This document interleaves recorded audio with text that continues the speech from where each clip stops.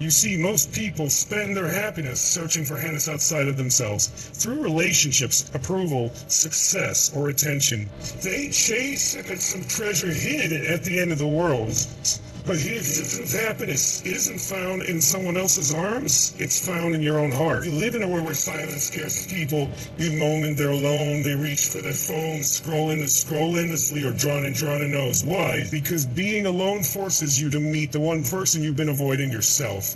But let me tell you something powerful, you mortal. The moment you be happy alone, you become unstoppable. You no longer depend on validation. You stop begging for love from people who can't even give it themselves. You stop chasing temporary highs and start building lasting peace. When you are happy alone, you discover your real identity, not the version shaped by others, but the version that was always waiting to be seen. You begin to love your own company. You start to create, to dream, to grow without needing applause. Because the applause that truly matters from wisdom.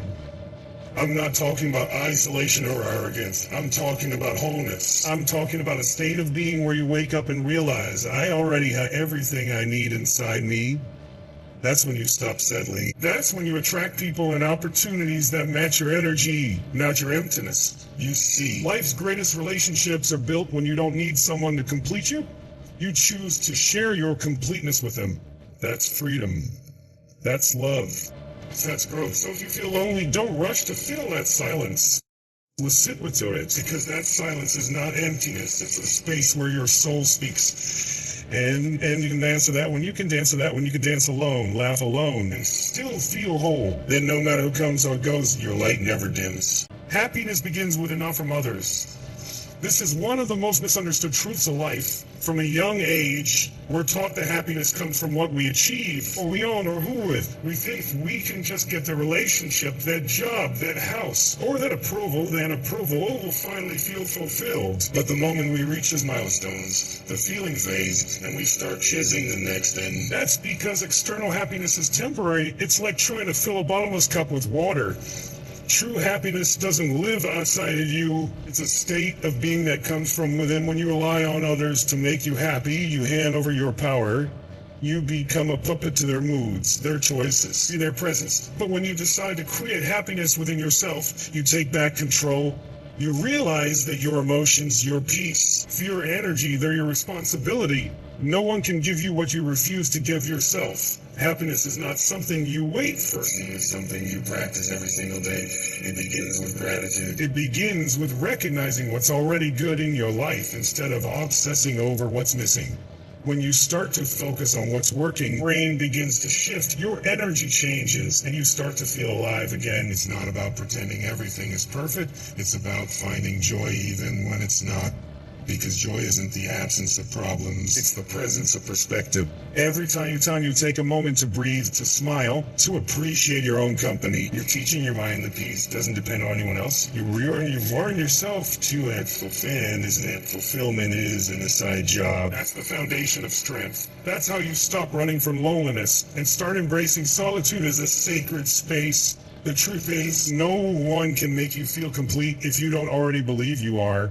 You could have the most loving partner, the most loyal friends, the most comfortable life, and still feel empty if you haven't built a relationship with yourself. The greatest journey you'll ever take is inward, because once you discover that happiness within you, no one can ever take it away. Solitude is a mirror, not a punishment.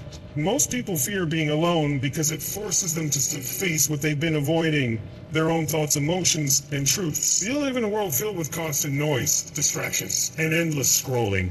The moment silence enters, discomfort follows. But that discomfort is not a curse. It's a teacher. It's showing you where the wounds are, where the emptiness lies, and where healing is to happen. When you learn to sit with your instead of running away, you begin to see who you truly are beneath all the noise.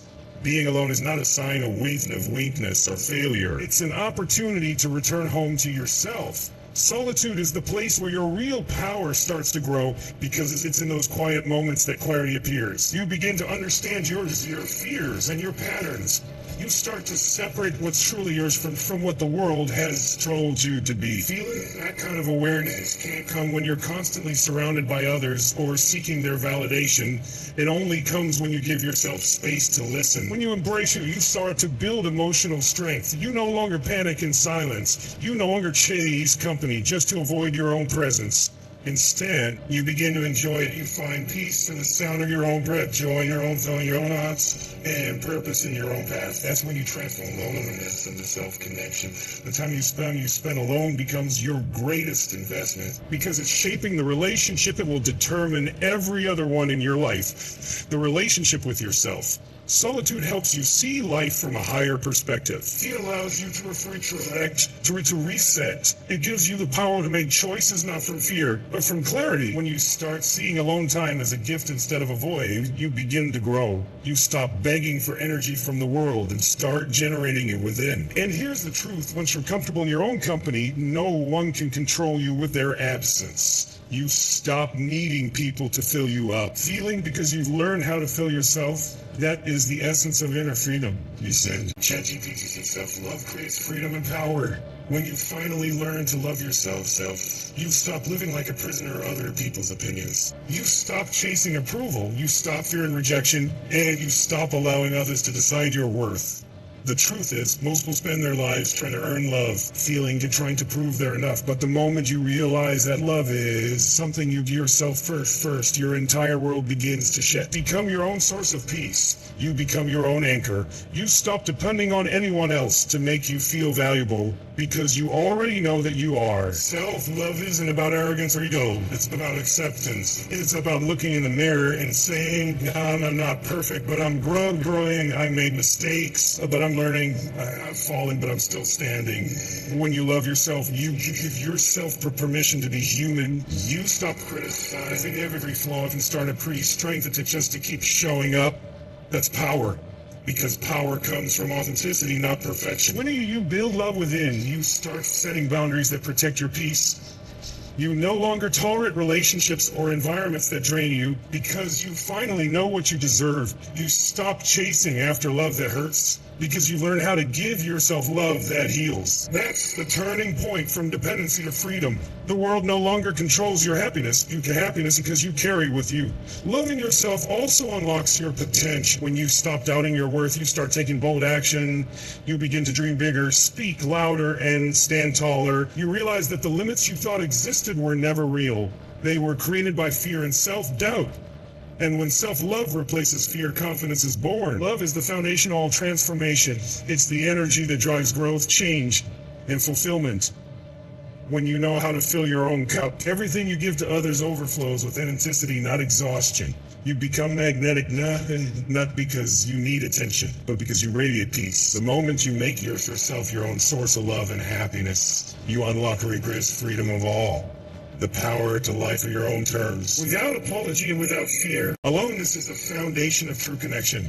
When you are comfortable being by yourself, you stop needing people to complete you and start choosing people who complement you. Most relationships fail lack of love, but because of a lack of wholeness. Two incomplete people cannot build a complete bond. When you are your whole on when who you are, what you stand for, and what you deserve, you bring strength, not dependency into every connection you create. Learning to be happy alone teaches you how to love from abundance, not from need.